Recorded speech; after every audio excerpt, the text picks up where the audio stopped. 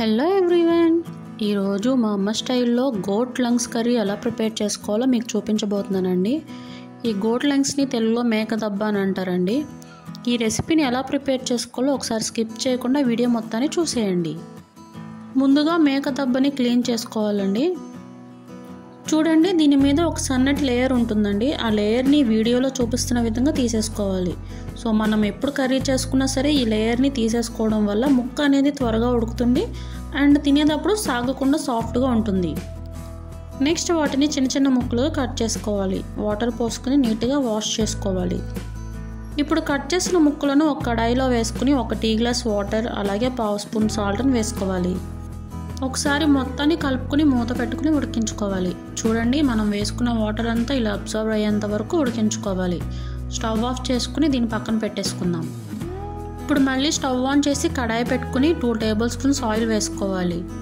Oil వేడెక్కిన తర్వాత ఒక 2 ఉల్లిపాయలు అలాగే 2 నుంచి 3 పచ్చిమిర్చిలను చిన్న ముక్కలుగా కట్ చేసుకుని వేసుకోవాలి.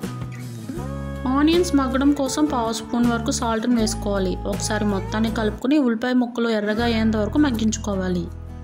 చూడండి, ఆనియన్స్ కలర్ చేంజ్ అయ్యాయండి. ఇప్పుడు అందులోకి 1/4 స్పూన్ వరకు అల్లం వెల్లుల్లి పేస్ట్ని వేసుకుని ఒకసారి మొత్తాన్ని కలుపుకోవాలి. నెక్స్ట్ అందులోకి 1 స్పూన్ ధనియాల పొడి, 1/2 స్పూన్ గరం మసాలా వేసుకుని ఒకసారి కలుపుకొని మనం ముందుగా ఉడికించి పెట్టుకున్న మేకదబ్బ ముక్కలను అందులో వేసుకోవాలి.